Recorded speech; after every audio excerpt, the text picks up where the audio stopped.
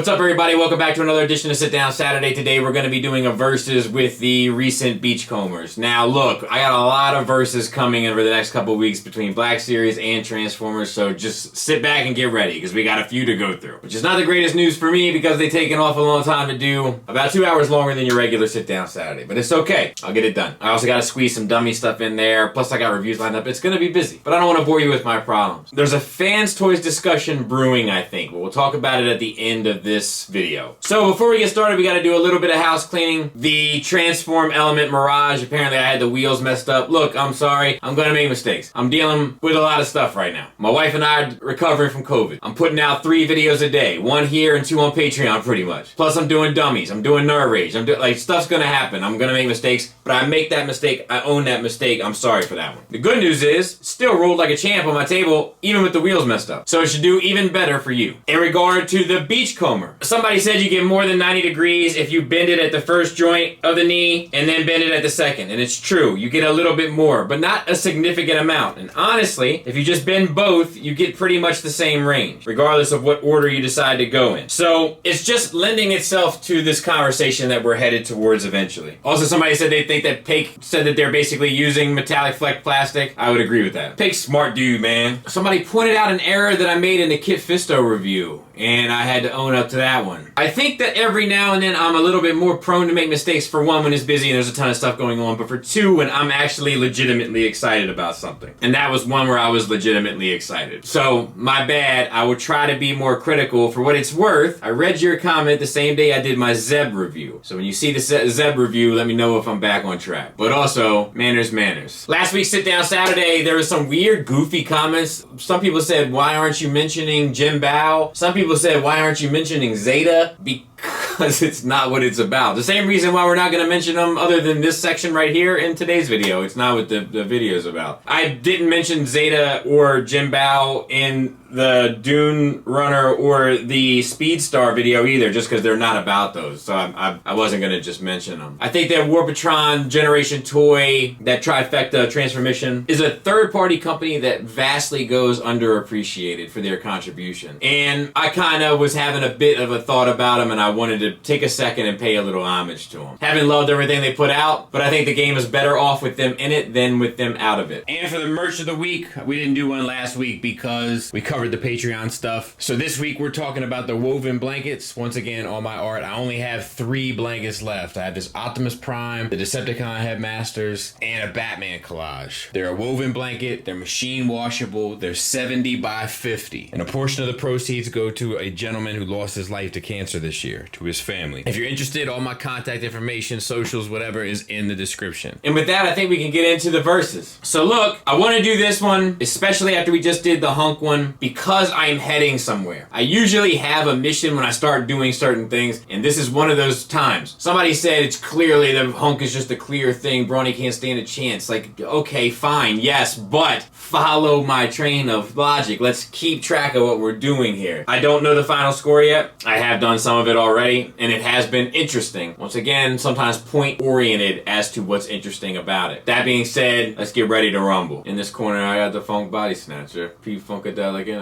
And we'll start with accessories. For accessories, I'm going to give it to X-Transbots. It comes with a gun, it comes with an alternate head, it comes with the birds that do act more as an accessory than they do a gimmick. So it's a simple 3-2. And both guns integrate in alt mode, both guns integrate in robot mode. All the accessories make sense for both. One just comes with more. As for the gimmicks, Fanstoys offers the silver plates and X-Transbots offers the golden hand. So I'll tie them there. But I think the golden hand is cooler personally. Moving on to build, it's like 2 sides of the same coin. The X-Transbots has loose knees. Mine also has loose elbows and loose hips. The Fanstoys has a waist swivel that's too tight. Elbows that are too tight. Hips that are too tight. Thighs that are too tight. Neither of them are using ratchets for hardware. Everything is based off tension. One's not tensioned enough. One has too much tension going on. As for materials, both use plastics, both use die cast. Neither of them feel bad in that regard. My personal preference is the Fanstoys stuff. However, if I was being objective about about it, I can't say that one is clearly better than the other just based off of the material. It's kind of the same thing for the build. My personal preference is that I would prefer it be too tight than too loose, so to speak. But if I'm trying to be objective, I have to give a strike to both. And the hardware is kind of the easiest thing to talk about here because neither of them have it. Moving on. Sculpt and paint wise, starting from the front, I think the Sculpt pops much louder, has much more of an impact on the Fanstoys, but I'll be honest with you, I see the paint on the blue far more than I see a lot of the deco on the Fanstoys. Proportion wise, they're about the same, which I did find a bit surprising. Paint wise, and I got news for you, this is usually a category where Fanstoys cleans up. I'm not expecting that to be the case here, but looking at it, they both have silver painted visors. Sculpt wise, very subjective. I think the chin is a little big on the Beachcomber for the X-Transbots, but that would be very nitpicky. I don't really feel comfortable picking something clearly better than the other here. From the side, once again, kind of a wash. I do like that the Fanstoys head is more visible from the side. I kind of have the X-Transbots here at a bit of an angle, but just Sculpt and paint wise, kind of a wash. Looking at the chest and abdomen, when it comes to Sculpt, pretty much the same. When it comes to paint, it's pretty much the same. Both have the details on the abdomen painted. They have a different bit of sculpt for the chest piece, but both have sculpted the chest, both have painted the negative space in the chest. From the side though, Fanstoys takes it because the X-Transbots one looks like a disaster from the side. So that's how they're gonna take them there. Moving on to the arms, the sculpt for the Fanstoys is certainly cleaner. However, X-Transbots has painted the shoulders, and I don't think either one of them are necessarily light years ahead of the other. However, from the side, whereas X-Transbots painted the shoulder, Fanstoys put chrome on the wheel, which I do think looks better. So I'm gonna tie them out for their arms. Moving on to the pelvis and upper legs, pretty much negligible. They both have the circle sculpt on the hips. They both have the shape sculpted in the center of the pelvis. They both have the elements sculpted on the upper thighs, and neither one of them are painted. From the side, the X-Transbots has a sculpt that runs from the front to the side. The Fanstoys has an extra bit of sculpt down the lower section. To me, even Steven. And for the lower legs, the Fanstoys is clearly sculpted cleaner and more purposeful, where the X-Transbots has the kind of roll bar gate, whatever the thing is, hanging off the front of it. It's got the headlights hanging off the front of it. It doesn't look as purposeful. However, the X-Transbots is properly painted, so that's going to bring them up a notch. Looking at them from the side, the exact same deal. The Fanstoys looks infinitely better. The X-Transbots is painted better. From the back,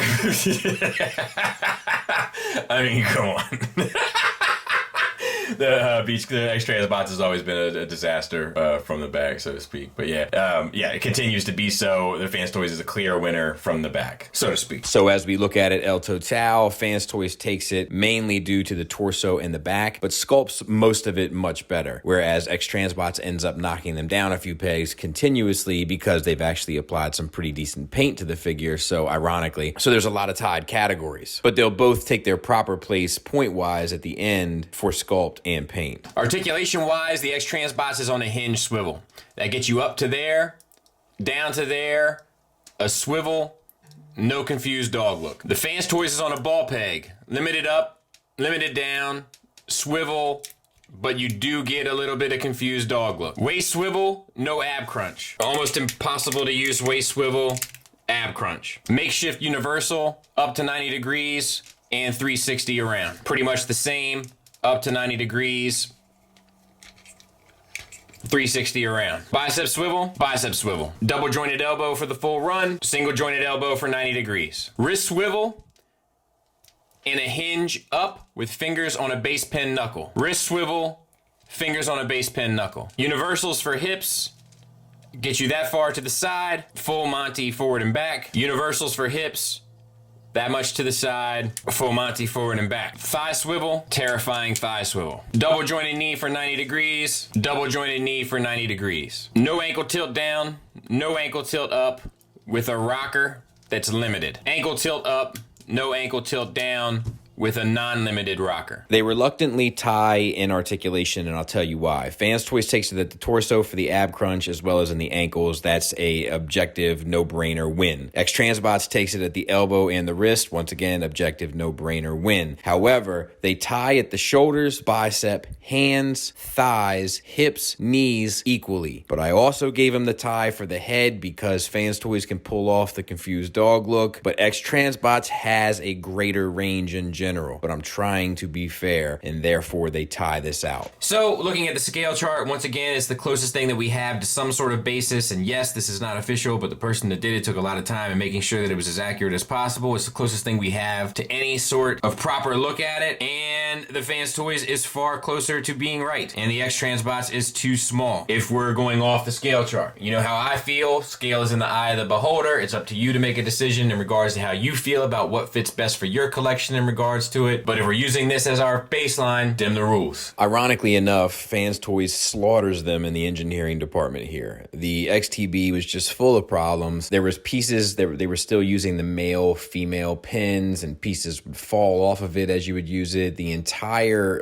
engine block and roll cage and all of that was plagued with issues, and one piece in particular would continue to fall off. There was a number of things that didn't feel like they were ever really properly secured or had a proper place. Or I'm a fan of everything having a place and every place having a thing. The X-Transbots engineering never felt that way, and this is the world that we live in 2020, where everything is upside down, including Fanstoys walking away with an engineering point. As for alt modes, I think I have to give it to Fanstoys once again, even though there's things I like about the X-Transbots over the Fanstoys. For instance, I like the way the engine block looks more so in the XTB. It's just more interesting, more kind of things going on there in a number of ways, I suppose. But I do prefer the way it looks, but the back end of the X-Transbots just looks completely unfinished with the way the arms are done and everything, whereas the Fanstoys pretty much has a clean look throughout. And to be fair, like the Fanstoys in the front, I'm not entirely crazy about how the wheels look, and they don't feel quite like Beachcomber to me, but I can't in good conscience give a tie here because of the just unfinished nature of the back of the X-Transbots. It just looks like they just didn't know what to do in regards to how to make it a complete vehicle there. Do you care which one of these is better? I do not. Which one looks better?